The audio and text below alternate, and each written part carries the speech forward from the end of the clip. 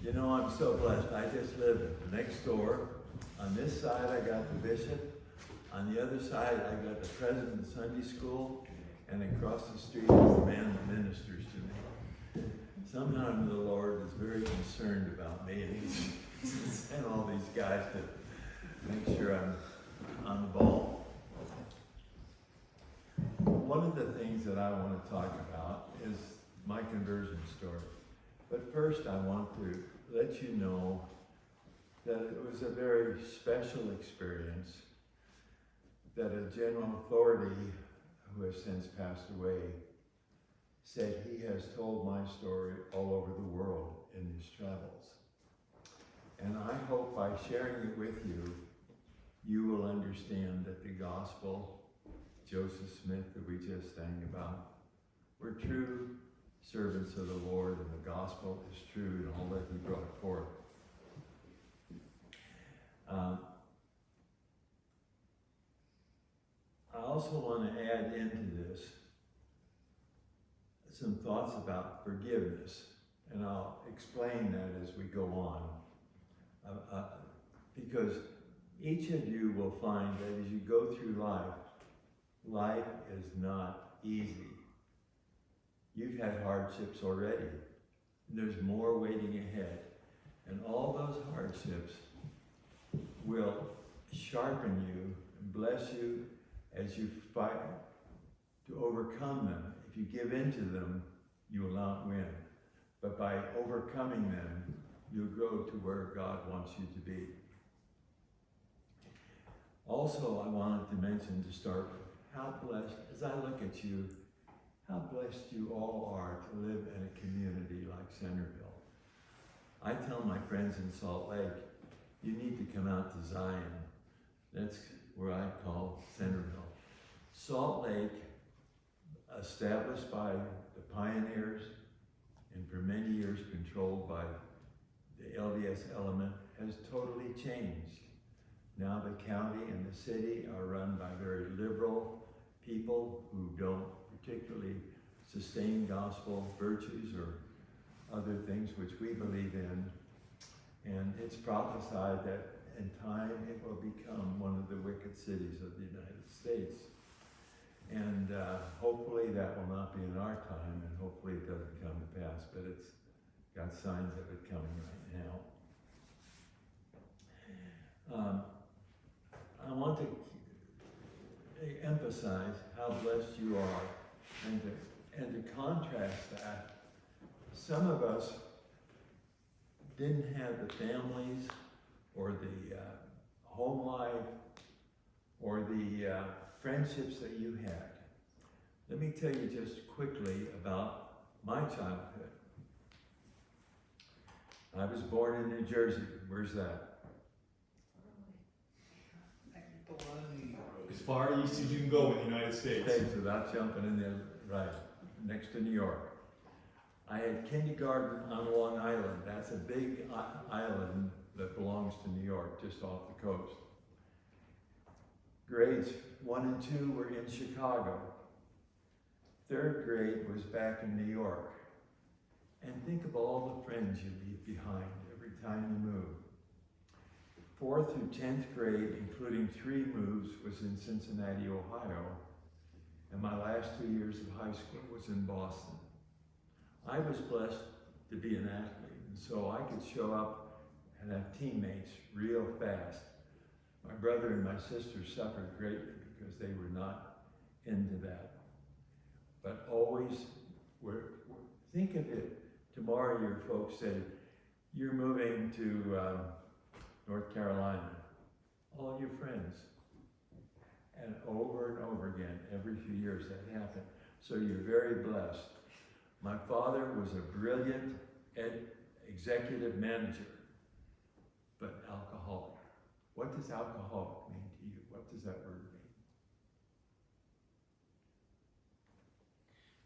It means someone that is addicted to alcohol.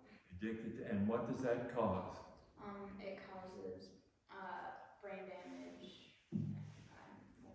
and bad behavior, yeah, and so forth. My mother was a faithful Christian Protestant. both were chain smokers. Do you know what chain smoker means? Just constantly, cigarettes. And so at age 70, they both passed away from smoking cancer. Then I want to just give you one experience, which is typical of many that I went through. When I was in the second grade in Chicago, on a summer stormy thunder and lightning and heavy rain, I was awakened by my father, who obviously had been drinking, carried me down to the front door, set me out on the front porch and said, "Go away and never come back." And so how old are you then? About 8 years old? And I just wandered those streets, didn't know where to go. And finally I was cold, wet, and tired. I came back to that porch, which was wood, and went to sleep underneath it. At some point I could hear my mother calling my name. She helped me into the house, cleaned me up, and put me back in bed. Those are the sort of experiences that I went through my entire life. In the 9th grade, I had come home from a Protestant church with my mother. We were having a Sunday dinner, and I said to my dad, "Could we talk about some of the things that maybe we have on our mind?" Wham! He hit me so hard that the chair flew back almost out the window, and then got up and just hit me and hit me and hit me till I ran away, got down the basement stairs, and ran away for 3 days. Those are just some of the things that I hope you never have to go through. And I pointed it out to you because the Lord blessed me with a conversion experience that more than made up for all those situations.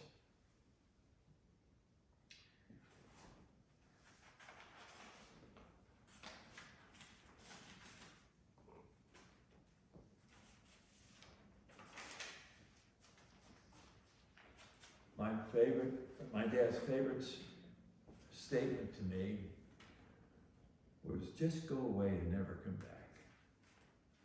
Love was never spoken. Just go away, never come back. After high school in Boston, my dad moved us to Colorado Springs, Colorado. At 19, I was working 2 jobs. The last one I would come home about midnight. I came home one night at midnight, and there on the kitchen floor was my dad, out cold, drunk. I helped him up, put him in a chair at the dining room table, and he sat there all groggy and all, looked at me and he said, "I never want to see you again in my life."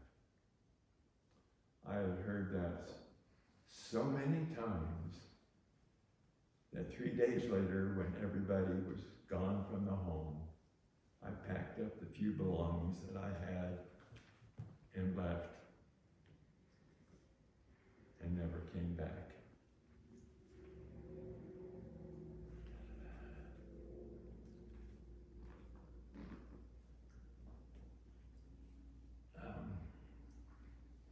The only book I had was a King James version of the Bible, which I still have, that I got in the 2nd grade when we lived in Chicago. I was living in a room and boarding situation with a very poor family, and I had a separate room. And although I had to go through their living room and through their kitchen to get to the bathroom, but I did have a separate outdoor entrance. And so I had nothing to do, but when I was by myself, no money. So I read through the Bible. I got through the Old Testament and started into the New Testament. We never had prayer in our home. We didn't have blessings on the food. We didn't kneel down. at night or in the morning.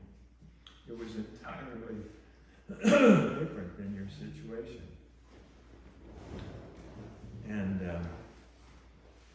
meantime, my mother was Christian, and wherever we lived in all those states, she always sent my brother, who was a year younger, and my sister a year older. We went to the nearest Protestant Sunday school. So I had a background of Christianity. My father came from a Jewish family and had no religion whatsoever. I never saw him as I grew up in a church or even care to go to church. But as I began to read the Bible, every Sunday I was going to a different church. I thought, Mother is a Presbyterian, and that's fine, but I wanted to be around some kids. So I was looking for churches where there'd be lots of friends, or maybe to play sports and so forth. And so each Sunday I'd go to a different one. In the meantime, now I'm reading into the New Testament. And I come across prayer. And any prayer I had ever seen before was in a Protestant church, that while everybody was arms folded, head bowed, he had written out his prayer, and he was reading his prayer, and I thought, oh, you're supposed to write your prayers out. So I bought a journal book and began to write letters to God, dear God. And that's how I expressed myself. And as I did so, I continued reading, and then I came, how many of you are familiar in prayer in the New Testament called the Lord's Prayer? Father, which art in heaven, hallowed be thy name, thy kingdom come, and so forth. I thought, oh, that's what you're supposed to do, and you're supposed to kneel down. So I put the journal aside, and I'd kneel down and recite that 3 or 4 times and concentrate on every word. And I did that for a month or 2, but now I wasn't expressing myself. So I went back to writing letters to God in my journal. Meantime, as I'm continuing to read about Jesus and that he had established a church, and he had called apostles and prophets, and had organized a church. And I thought, oh, that's neat. So I asked the family that I was living with, can I borrow your phone book? And I thought, I'll just look in there, and there was a whole list of churches. I'll just look for the Church of Jesus Christ. And there was none listed. At that time, there was a Latter-day Saint church in there, but it had only about 20 or 30 people, so they didn't have a phone in there or anything. And so I kept looking each Sunday. I'd ask when I'd come in, where's your apostles and prophets? Oh, we don't have those anymore. We don't have those anymore.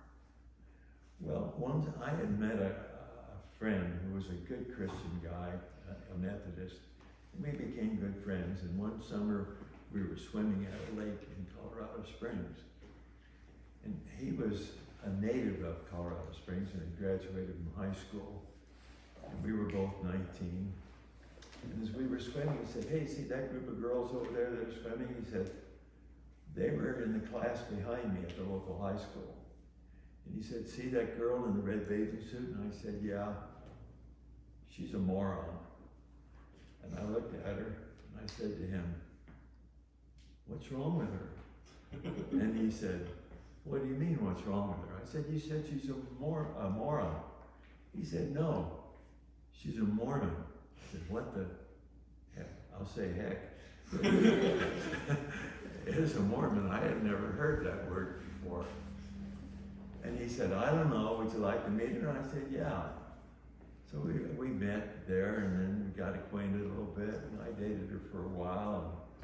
And one time, while we were out, she said, Thursday night, we're having some friends over. Would you like to come over to the house? And I said, sure. So I went dressed, felt like sweatshirt, jeans, just casual Joe. And I was in the house there for about 15 minutes or so, and I said, well, where are the friends? They'll be here in just a few minutes, pretty soon. There's a knock on the door, and here come two guys my same age, but they're dressed in white shirts and ties, coats, Sunday dress, and in those days the missionaries wore hats.